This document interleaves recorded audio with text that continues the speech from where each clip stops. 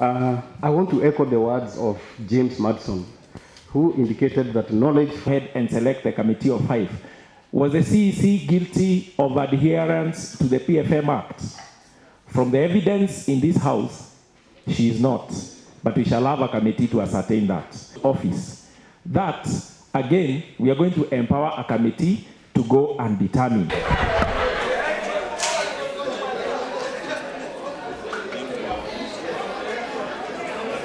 Envisaged a situation whereby malice might be there when it comes to impeachment of a CEC. And that is why they gave several levels of the process. And I will invite all honorable.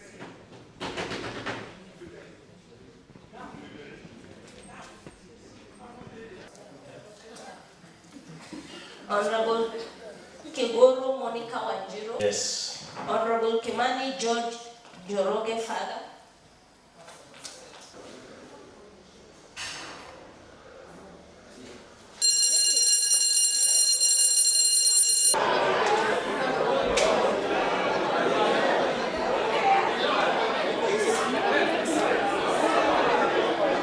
The Department of Financial, but should advise the governor, members don't work in quarrels, they don't go to buy materials.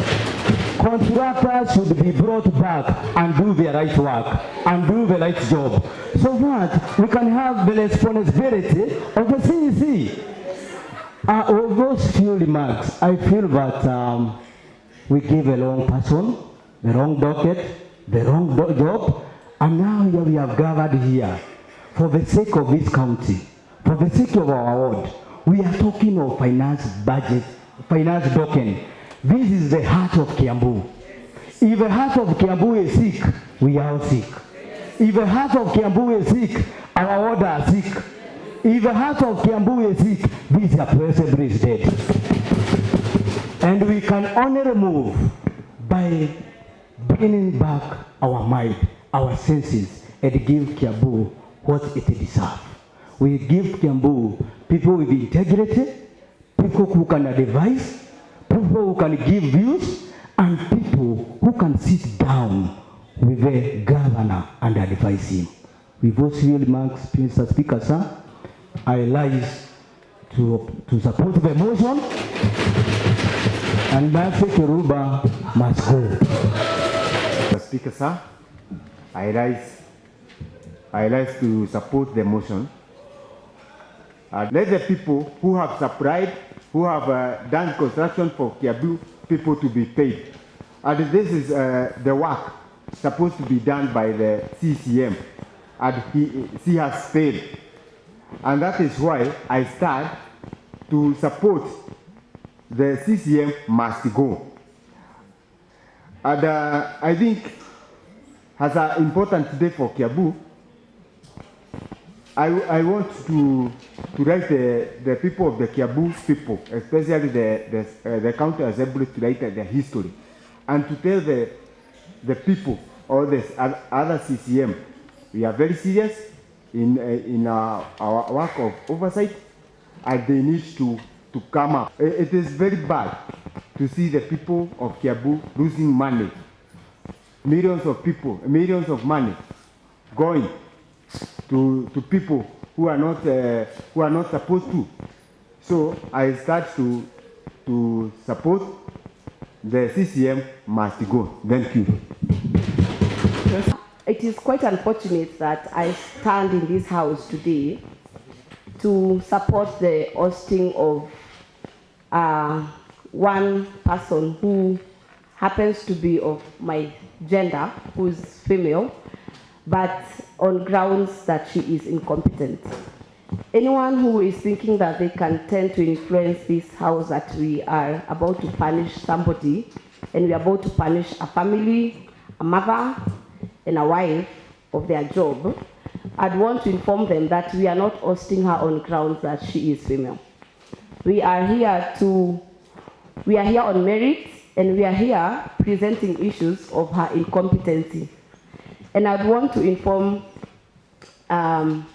anyone else, the same people who think that we are somehow practicing malice when we are on this issue.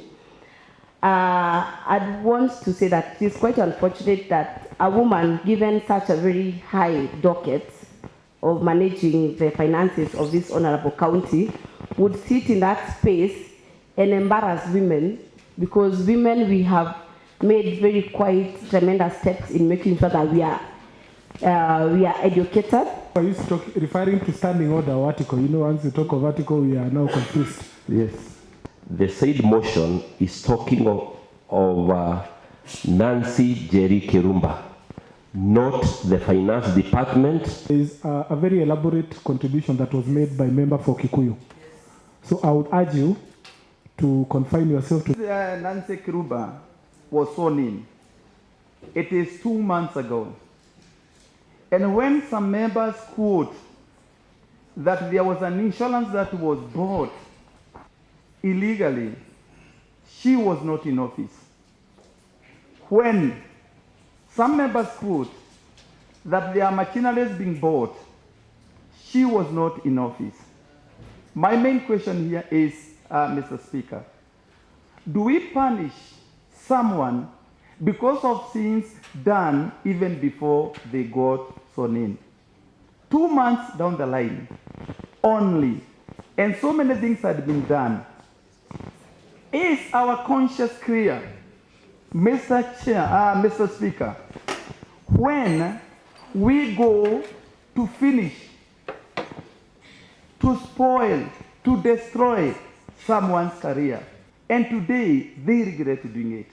How I wish this assembly, Mr. Speaker, would do something, would pass a motion that will make us regret later.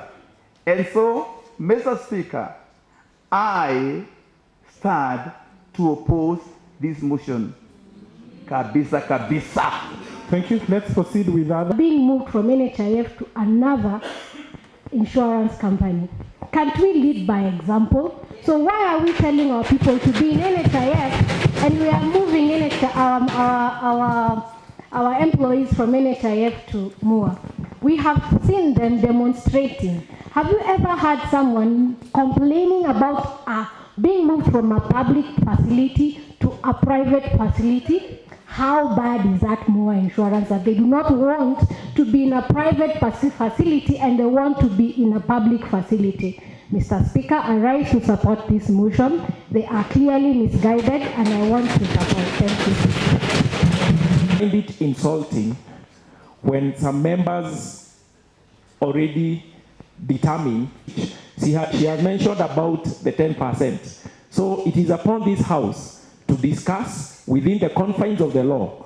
And I think I'm excited that we have had time to discuss it. And we shall have time. He is regarding us as a butcher because he said he won't. He said he's telling us he won't allow him. I want to inform. Yes. Thank you, Mr. Speaker. I want to. You are saying on a point of information. Yes. And you are aware that the rules also require that the person who is making a contribution accepts to be deputy majority leader. You know, it's a point of information, Mr. Speaker. Or, you know, Mr. Speaker, I've taken nothing from you, Mr. Speaker. Anyway, we don't have to be...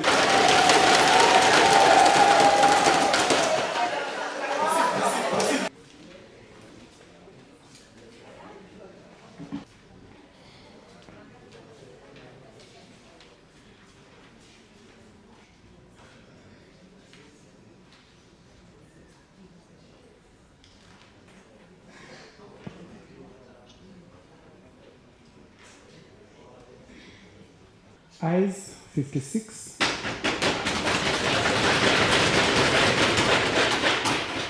Nays 2.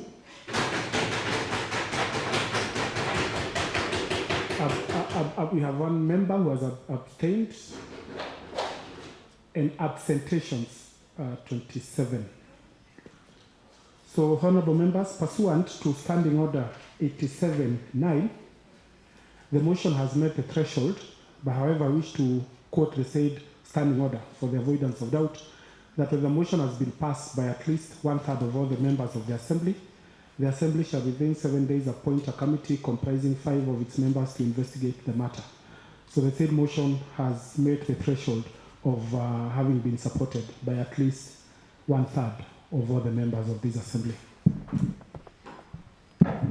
Honorable members, the motion having been supported by at least 1/3 of the members of the County Assembly, I wish to guide as follows. Section 43 of the County Governments Act number 17 of 2012, as read together with Standing Order 87-9 of the County Assembly of Kiambu Standing Orders, provides that if a motion on the removal of a member of County Executive Committee is supported by at least 1/3 of the members of the County Assembly, the County Assembly shall appoint a select committee comprising 5 of its members to investigate the matter. Honorable members, it is worth noting that the above cited provision of the standing orders does not expressly provide for the procedure for nomination of the 5 members to be appointed to serve in the select committee, and thus I would like to guide as follows. It was a very important day that we had a motion for impeaching, removing the CECM for finance. As the county, the whole of the county knows, Kiambu has had very many problems, spanning from non-payment of pending bills, procurement of goods and services outside the budget, a CEC who has no clue on what the finance department entails. 3 things that she has done. One is non-prudent usage of the county resources, procuring goods and services outside the budget line. She has also procured an entity called MUA, which is costing the county 319 million, and through single sourcing, which is not permitted by the PFM Act. The County Assembly and any committee can summon anybody to come and answer questions or give evidence. This said CEC, Nancy Jerry Keruba, has been summoned by the Budget Committee and Finance Committee, and she intentionally refuses to come with no valid reasons. So that's contrary to Article 195 of the Kenya Constitution. County government of Kiambu has had a budget of 16 billion this financial year. 10 billion was for operations, salaries, and maintenance. 6 billion was for development. We are now in the final quarter of the financial year. The department that absorbed had the highest money is 16%. Some departments have absorbed even 0% for development. We are wondering as a county, should we return the money to the treasury, having all the problems across all the departments in our county, and return the money to the treasury? The governor pleaded the assembly, and the assembly in its wisdom, the members in their wisdom, decided for harmony, let us approve these CECs for him. Not to realize later that they are, most of them, in fact most of them, are not competent as we had decided before. We can be able to say, not to say much, because actually we are the ones who approve them, but for this one, I would urge the Kiambu residents to forgive us. When the governor came to power, he cancelled the contract for NHIF, which were covering the Kiambu County staff. He procured a service provider called MUA in January. In January? Yes. Actually, he also committed money. According to the financial report, he paid 120 million to MUA, which was single sourced, unfortunately. Now that the 319 million was to cover the half year. 319 is for yes, for half year.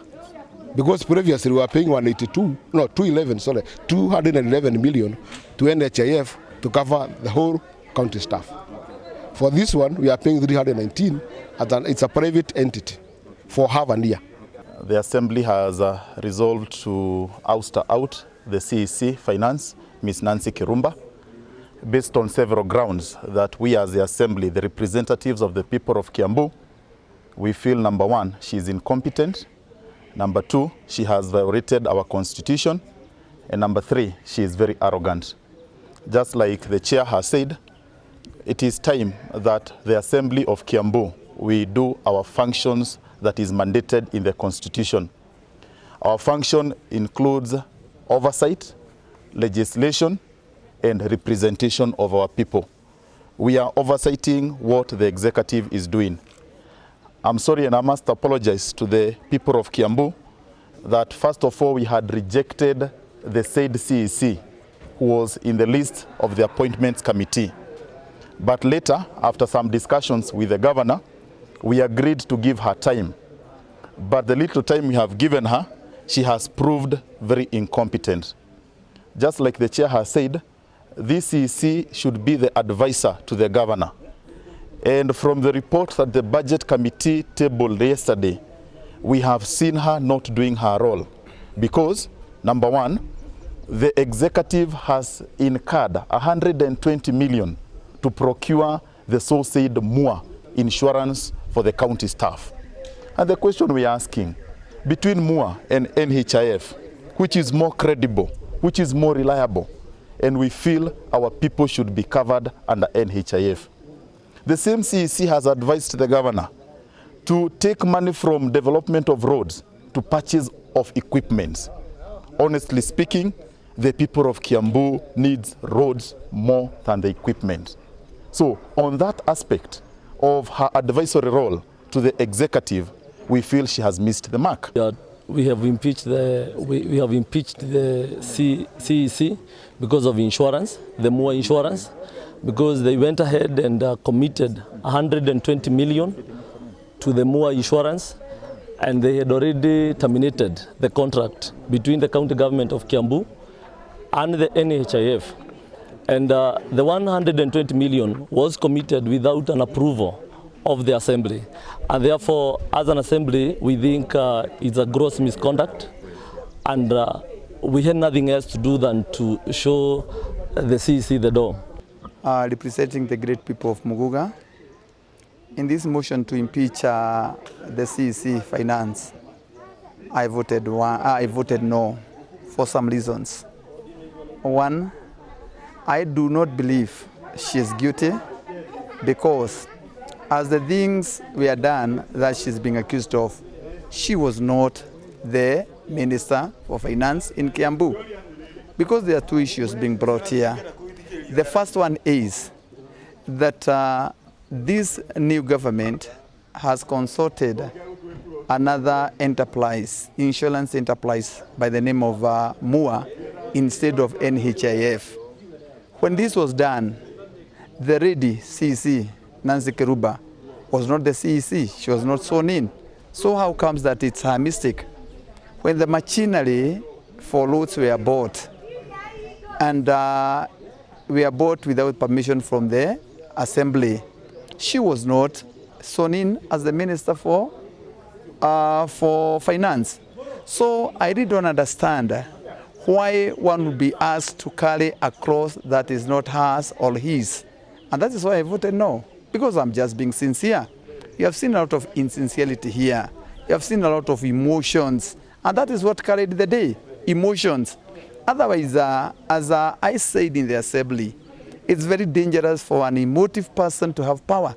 And that's what they have done. The MCAs have the power over the executive when they are in the assembly, but they can either use or misuse the power. Today they have misused their power because they have voted to impeach a person who is not guilty.